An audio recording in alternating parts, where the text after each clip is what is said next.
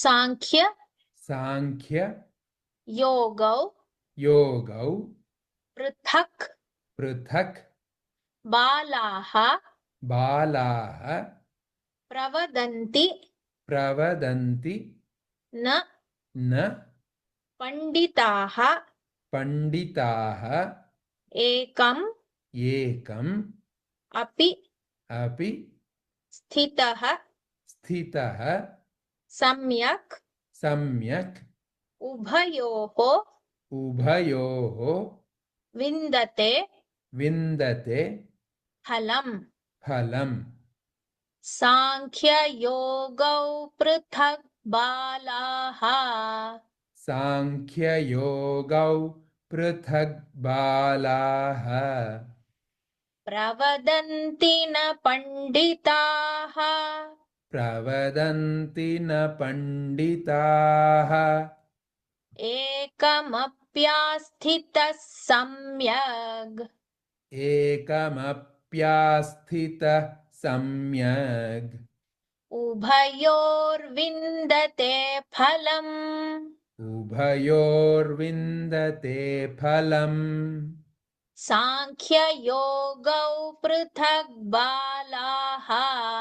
प्रवदन्ति न पंडिताः सांख्ययोगौ पृथक् बालाः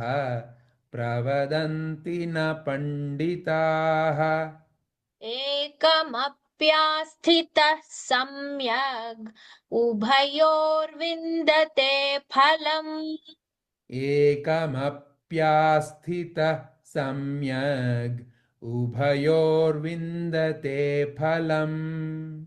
सांख्ययोगौ पृथक् बालाः प्रवदन्ति न पंडिताः एकमप्यास्थितः सम्यग् उभयोर्विन्दते फलम् सांख्ययोगौ पृथक् बालाः प्रवदन्ति न पंडिताः एकमप्यास्थितः सम्यग् उभयोर्विन्दते फलम् Only the ignorant speak of Sankhya,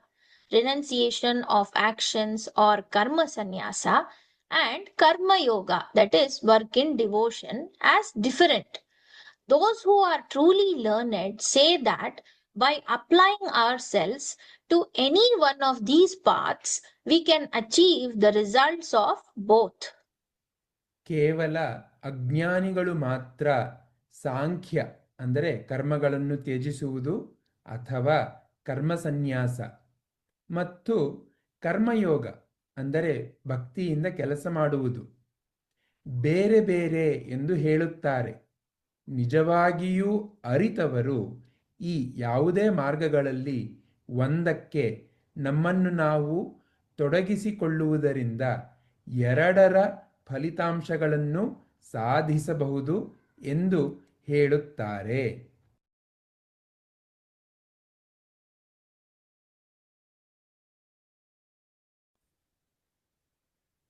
ಯತ್ ಯತ್ ಸಾಂಖ್ಯೈಃ ಸಾಂಖ್ಯೈಃ ಪ್ರಾಪ್ಯತೆ ಪ್ರಾಪ್ಯತೆ ಸ್ಥಾನಂ ಸ್ಥಾನಂ ತತ್ ತತ್ ಯೋಗೈಃ ಯೋಗೈಃ ಅಪಿ ಅಪಿ ಗಮ್ಯತೆ ಗಮ್ಯತೆ ಏಕಂ ಏಕಂ ಸಾಂಖ್ಯಂ ಸಾಂಖ್ಯಂ ಚ ಚ ಯೋಗಂ ಯೋಗಂ ಚ ಚ ಯಃ ಯಃ ಪಶ್ಯತಿ ಪಶ್ಯತಿ ಸಹ ಸಹ ಪಶ್ಯತಿ ಪಶ್ಯತಿ ಯತ್ ಸಾಂಖ್ಯೈಃ ಪ್ರಾಪ್ಯತೆ ಸ್ಥಾನಂ ಯತ್ ಸಾಂಖ್ಯೈ ಪ್ರಾಪ್ಯತೆ ಸ್ಥಾನಂ ತದ್ಯೋಗೈರಪಿ ಗಮ್ಯತೆ ತದ್ಯೋಗೈರಪಿ ಗಮ್ಯತೆ ಏಕಂ ಸಾಂಖ್ಯಂ ಚ ಯೋಗಂ ಚ एकं सांख्यं च योगं च यः पश्यति स पश्यति यः पश्यति स पश्यति यत् साङ्ख्यैः प्रवप्यते स्थानं तद्योगैरपि गम्यते यत्साङ्ख्यै प्राप्यते स्थानं तद्योगैरपि गम्यते एकं साङ्ख्यं च योगं च यः पश्यति स पश्यति एकं सांख्यं च योगं च यः पश्यति स पश्यति यत् साङ्ख्यैः प्राप्यते स्थानं तद्योगैरपि गम्यते एकं साङ्ख्यं च योगं च यः पश्यति स पश्यति यत्साङ्ख्यै प्राप्यते स्थानं तद्योगैरपि गम्यते एकं साङ्ख्यं च योगं च यः पश्यति स पश्यति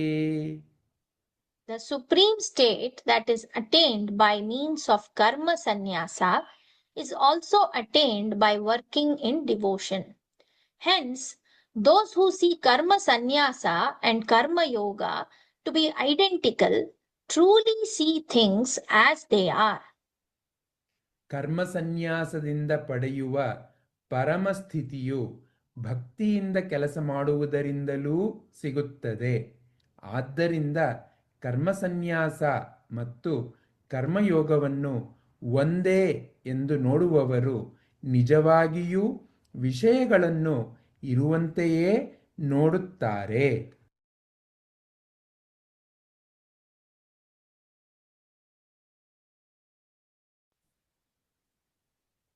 Sannyasah ಸನ್ಯಾಸಃ tu ತು mahabaho ಮಹಾಬಾಹೋ dukkham ದುಃಖಂ aptum ಆಪ್ತುಂ ayogatah ಅಯೋಗತಃ yogayuktah ಯೋಗಯುಕ್ತಃ muniः ಮುನಿಃ brahma ಬ್ರಹ್ಮ न ನ चिरेण ಚಿರೇಣ अधिगच्छति ಅಧಿಗಚ್ಚತಿ सन्न्यासस्तु महाबाहो ಸನ್ಯಾಸಸ್ತು ಮಹಾಬಾಹೋ दुःखमाप्तुमयोगतः ದುಃಖಮಾಪ್ತುಮಯೋಗತಃ योगयुक्तो मुनिर्ब्रह्म ಯೋಗಯುಕ್ತೋ ಮುನಿರ್ಬ್ರಹ್ಮ न चिरेणाधिगच्छति ನ ಚಿರೇಣಾಧಿಗಚ್ಚತಿ सन्न्यासस्तु महाबाहो दुःखमाप्तुमयोगतः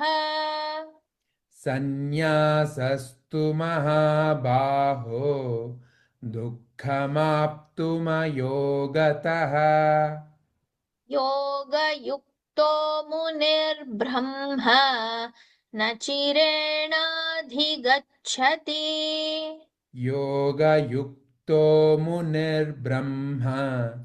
ನ ಚಿರೇಣಾಧಿಗಚ್ಚತಿ सन्न्यासस्तु महाबाहो दुःखमाप्तुमयोगतः योगयुक्तो मुनिर्ब्रह्म न चिरेणाधिगच्छति ಸನ್ಯಾಸಸ್ತು ಮಹಾಬಾಹೋ ದುಃಖಮಾಪ್ತುಮಯೋಗತಃ ಯೋಗಯುಕ್ತೋ ಮುನಿರ್ಬ್ರಹ್ಮ ನ ಚಿರೇಣಾಧಿಗಚ್ಚತಿ.